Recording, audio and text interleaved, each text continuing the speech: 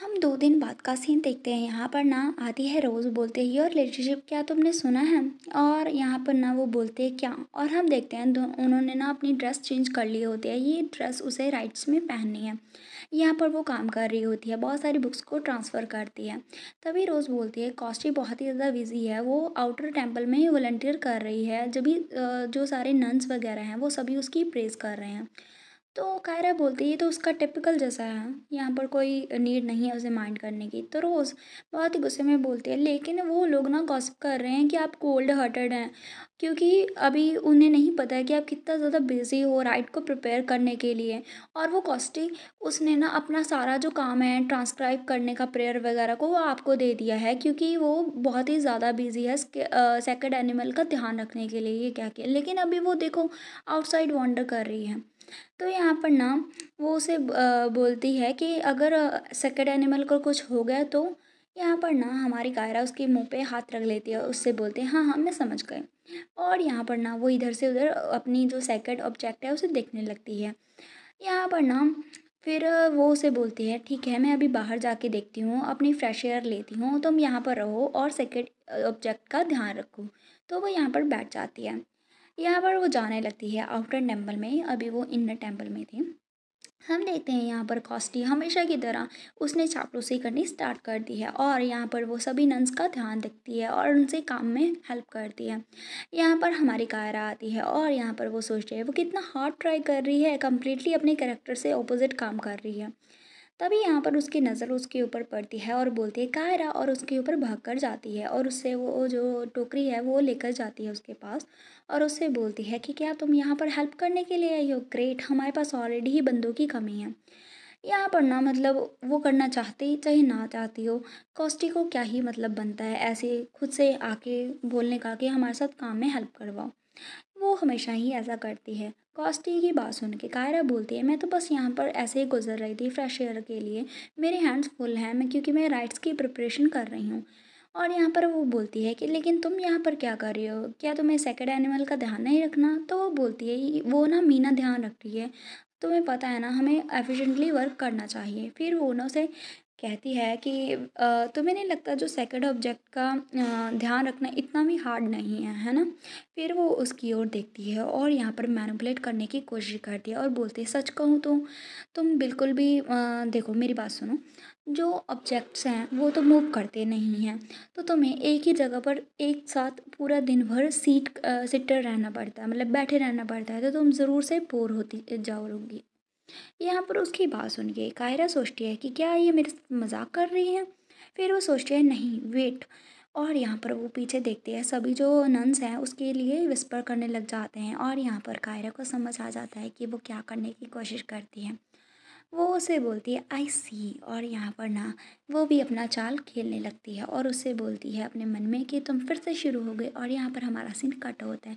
Basically जो ये लड़की है ना वो बहुत ही ज़्यादा जो है चालाक है, क्योंकि वो यहाँ पर ना लोगों को सामने ऐसे रिएक्ट करती है जैसे कि वो उसे कह रही हो कि ऐसे पूरा दिन बैठे रहना बोर हो जाता होगा, लेकिन असल में वो ये पॉइंट आउट कर रही है कि तुम्हें वहाँ पर सिर्फ बैठना तो है, तुम जानबूझ के काम में हेल्प नहीं कर रही हो।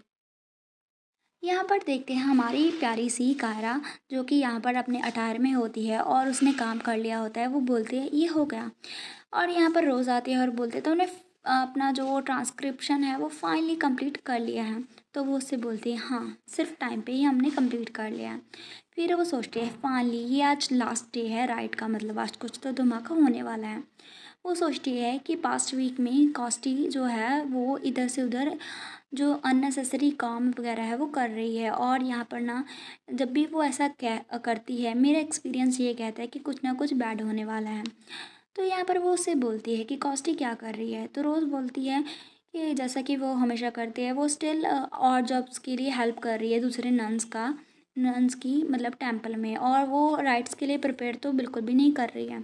फिर वो बोलती है ये ऑब्वियस है कि वो क्या करना चाहती है, योर लेडीशिप आप कब तक ऐसे ही बैठी और वॉच करना चाहेंगी। वो उसे बोलती है तुम्हें पता है ना मैं यहाँ पर राइड को प्रिपेयर करने के लिए हूँ, तो सिर्फ उस चीज़ पे फोकस करते हैं हमारे वर्क में। तभी यहाँ पर वो ऑब्जेक्ट को देखने लगती है।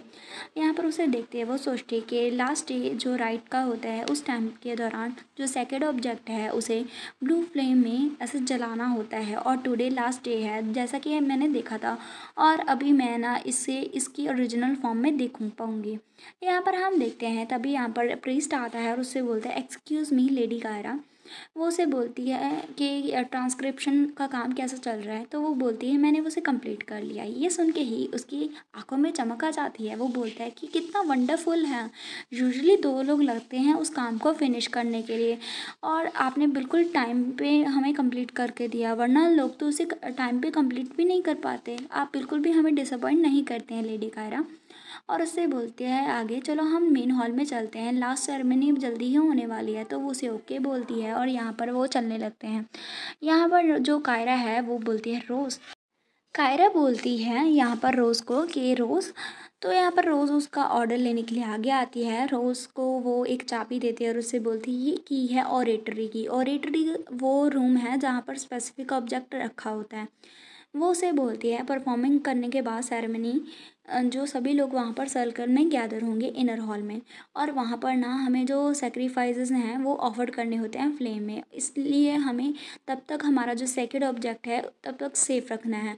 और जब भी कोई सेरेमनी होती है तो ये लास्ट स्टेप होता है और ये सबसे ज़्यादा मोस्ट इम्पॉर्टेंट होता है। ये कहते हुए वो चाबी दे देती है। रोज़ उससे बोलती है योर लेडीशिप डोंट वरी, वैसे भी जो ऑब्जेक्ट है उसके कौन सा पैर है वो कहीं भाग तो नहीं जाएगा, लेकिन अगर ऐसा करता भी है वो तभी मैं उस पर अपनी आंखें कड़ाए रखूँगी। वो उसे बोलती है कि मेरी बात ध्यान से सुनो, रूम को बिल्कुल भी छोड़ के मत जाना। अगर कोई आउटसाइड तुम्हें कुछ सुनाई भी दे रहा है तब भी डोर को लॉक करके जाना। तो वो उसे ओके बोलता है। और यहाँ पर हम देखते हैं हमारी जो होती है कायरा वो चली जाती है, रोज़ उस रूम में जाने के लिए चली जाती है और सोचती है कि अच्छा तो मुझे उस ऑडिटरी में रहना पड़ेगा। तभी वो जाती है और सेकंड ऑब्जेक्ट को देखने लगती है जो कि स्पार्कल करता है। रोज़ उसके पास जाती है और उसे देखते हुए सोचती है कितना ज़्यादा ब्यूटीफुल है, कितना ज़्यादा स्पार्कली इंडोर में है।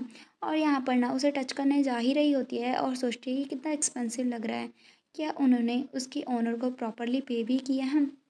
तभी वो रुक जाती है, सोचती है ये मैं क्या कर रही हूँ, इवन कि लेडीशिप ने भी इसे टच नहीं किया है, मैं कैसे अपने फिंगर्स यहाँ पर ले कर सकती हूँ, अगर इसे ब्रेक हो गया तो।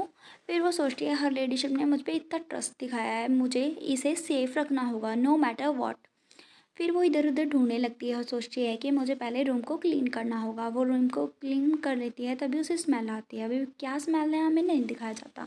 थोड़ी देर बाद वो ना उसके एक्सप्रेशन चेंज हो जाते हैं, वो बोलते हैं फायर, और यहाँ पर हमें पता चलता है टेंपल में फायर लगी है। मे बी कॉस्ट्री का ही कोई ना कोई दूसरा प्लान है ताकि वो उस ऑब्जेक्ट को नुकसान पहुँचा सके। एंड आपको क्या लगता है क्या वो कामयाब हो जाएगी? क्योंकि रीबर्थ के बाद हमारी कायरा काफ़ी चेंज हो चुकी है, वो काफ़ी ज़्यादा और भी ज़्यादा इंटेलिजेंट हो चुकी है। अभी वो दूसरे की बातों में आने वाली नहीं है। और उम्मीद है आपको ये चैप्टर अच्छा लगा होगा, तो वीडियो को लाइक करना मत भूलिएगा। चैनल पर न्यू है तो चैनल को सब्सक्राइब कर दीजिएगा और कमेंट में मुझे बताइएगा कि स्टोरी कैसे लग रही है।